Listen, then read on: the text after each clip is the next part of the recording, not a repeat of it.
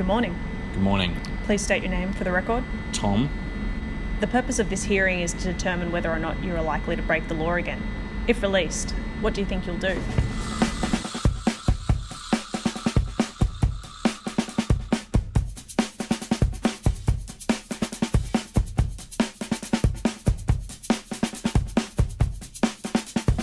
What's the target? When was the last time you were in Sydney? You want to knock over a casino, don't you? Is it that obvious? What's our take? 150 million without breaking a sweat. Nice. We need to put together a crew. I got a guy that can help us with security. They call him Don't Panic Grozdanik. He can hack into anywhere, any place, anytime. This is the getaway driver. Goes by code name. Remember that heist in Melbourne I told you about last month? Yeah? That was him. Right, you gotta be careful with this guy. He's a card shark. His name is Ryan. He's the best there is. See, what we need is someone with a really, really good poker face. Do you have a really good poker face? Oh, that's good. Oh, that gave me goosebumps. Feel it, feel it. Yeah. This is Millie. She deals with tech. She goes by 9-ball. Why do they call her 9-ball? It's just how she rolls. I set you up a meeting for the grease man. Well, she did say she was going to meet me here.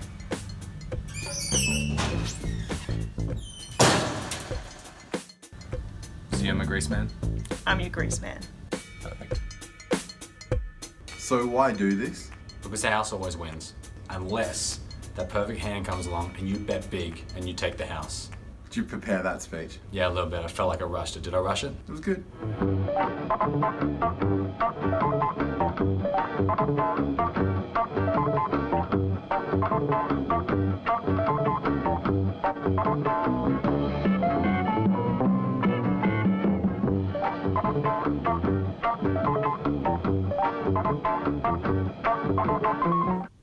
You think we need one more? You think we need one more? Right, we'll get one more. Welcome back, everyone. Please state your name. I'm Tom, And this is Blake. and this is Roll It with Tom and Blake. A little inside joke there for the Ocean's 11 people that know and love the franchise. So I guess without further ado, we're reviewing Ocean's 8 this week, aren't we, Blake? Yes, we are. And what a star-studded cast this was. Sandra Bullock, Cate Blanchett, Rihanna, Anne Hathaway. It was a star-studded cast of all the top leading female actors. All the glitz and glamour of Hollywood's elite is basically what we're seeing in this in this new take on the Ocean's franchise. So, Remake of a remake of a remake. That's right. What do you call that when you're actually you're sort of keeping characters from another universe, you're in the same universe, but you're sort of also remaking the film. So I guess that would be a sidequel. Sidequel? Sidequel? Yeah. Hey, while you're at it, if why not get a female director to make this? Oh, what the hell, Hollywood? Like, all female cast, the girls are, ah. This was, written by a man, What and the it was hell? also directed by a man. No, What the hell? No. I mean, it was directed by none other than Gary Pleasantville Ross. You might Great remember. basketball scene, by the way, where they all go in. I love that 3-point. Swish! Kobe!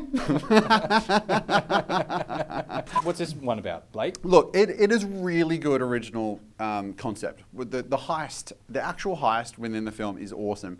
So Sandra Bullock's character is freshly out of jail. She teams up with Cate Blanchett to get a team together of professional criminals. So the girls are robbing the Met Gala. They're basically got their eye on a certain piece of jewelry that's being worn by a famous person going to the Met Gala. So glitz and glamour, girls love all the dresses and everything, all the costumes are there. And then on the actual night, that's when the kind of heist happens, and the security guard around this $150 million piece of jewelry. So it's really worked quite well, and I thought it was impressive. It was well paced, and I guess really engaging, that part. Interesting. You said that it was worth $150 million. Wasn't the take of the first movie $150 million as well? Does this sound a little bit familiar to you? Oh wait, we've kind of seen this before. I have seen it before. I've seen it in Ocean's 11 from the 60s, and then I saw it in Ocean's 11 in the noughties, and then I saw it in Ocean's 12, and I saw it in Ocean's 13.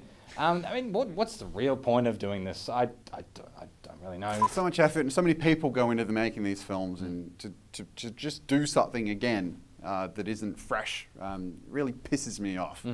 And I don't like remakes at the best of times. The best remake is Dawn of the Dead. the 2008 version. What? 2008? Or whatever You're it was. crazy. What about The Departed? You fool! No, yeah. What did you think of the cast, Blake? Look, I love the cast. Look, on paper, they look really good. They didn't get to do much, did they? No. Yeah, I mean, we've got, Kate Blanchett is, a two-time Oscar-winning actress, and she doesn't really have anything to do or add anything important. I mean, she gets to talk in her native tongue, she gets to be Australian, and she's pretty cool in the film. She's pretty cool, and that's great. But I mean, she was just standing there, basically there to kind of remind Sandra Bullock of like, why are you doing what you're doing, and we need to talk, and your ex is here, and all that sort of stuff. That's pretty all she did. That's pretty much it. They're also wasting Mindy Kaling as well. I mean, Mindy Kaling is a fantastic comedic actress, and she is also a very good writer as well. But I don't think I saw her fingerprints on this script at all. I think it was actually written by a man. And there's another problem. You know, it was nice for a change seeing Helena Bonham Carter in a Tim Burton film. Almost didn't recognise her not being such a creep. Wow, she's just crawling out of the Tim Burton hole that Johnny Depp is still scrounging out of. You know, like, oh, I'm all dark, and oh, I'm really gothic, and oh, Tim Burton. I'm like, no one wants to see that anymore. So yeah, well done, Helen. Good for you. No one wants to see that. That.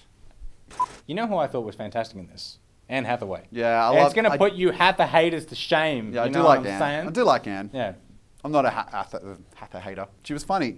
She was funny. She gave some comic relief that was so well needed. Like Sorely it was really needed. The comedic super weapon in this movie. And everyone's kind of like fighting for the spotlight, and then there's Anne Hathaway. She just stole it.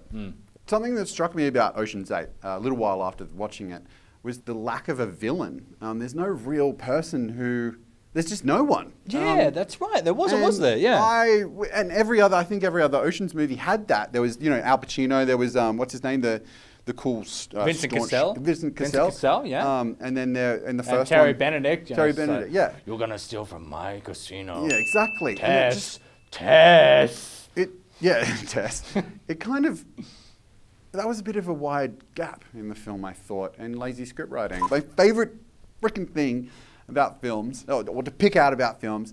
All right, so we got the big heist, and we're like, oh, the aftermath of the heist. Roll credits, whatever. Everyone's happy. Everyone looks at the MGM fountain, and goes their separate ways. Yeah, right. You're talking about Ocean's now. Okay. You might as well. It's like, the movie ends and they're watching MGM. What are you talking about? It doesn't happen in this. Yeah. But like, everyone goes their separate ways. Everyone got their money. Whatever. No, another 40 minutes. And then who comes in? The Carpool Man.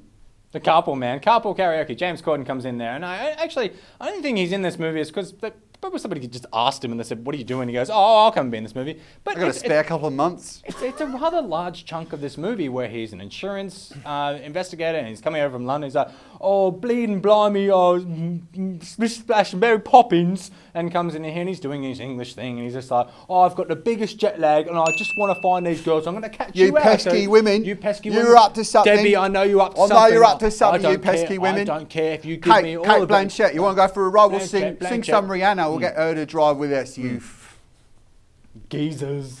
Look, what I really liked about the film is that the girls, they're doing it for their own benefit.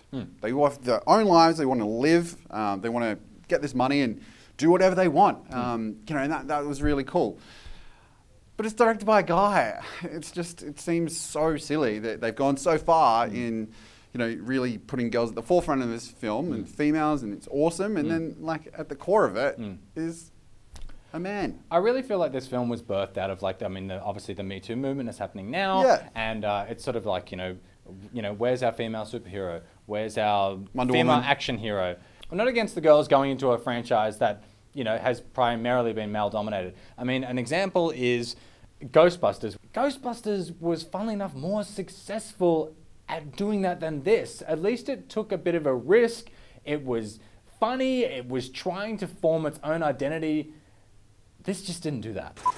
It's just down to script writing, and it's a little bit lazy from everyone involved. It was lazy. I mean, you had the cheesy '60s wipes. You had the the up-tempo jazzy score. You even have scenes that are almost completely lifted from what you'd seen before in the other Ocean's films. I mean, if you just called this girl stealing necklace from the Met Ball or Gala, it would be awesome. But unfortunately, it really wants to tell you that it's an Ocean's movie. And because of that, because it didn't capitalize on the fact that, it had an opportunity to really do something different here and really make a big, bold statement and form its own identity, it didn't do that. And because of that, it brings its score down for me, and I'm going to give it a 6. Yeah, agreed.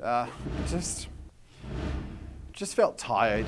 I felt tired. You walk out, you're like, that was really safe. And it was in a comfort zone, and you kind of know what you're expecting. And it's kind of a rainy day film where you don't know what to watch. And you've watched Handmaid's Tale, and you've done Westworld, and you've done Game of Thrones that comes out in 4 years. So who are these people watching all these really heavy programs as well? They're not going to see this movie. They're not the same crew, are they? Aren't they? You're not watching Handmaids and then going and seeing Ocean's 8? You're Handmaids and going to a psychologist. What kind of psychopath are you? Well, that about does it here. Roll and Tom Blake for this week. I hope you enjoyed what we had to say here. Things got a little hot under the collar. But we do have a couple more in the pipeline. We're working on it right now, so it should be quite exciting, real big.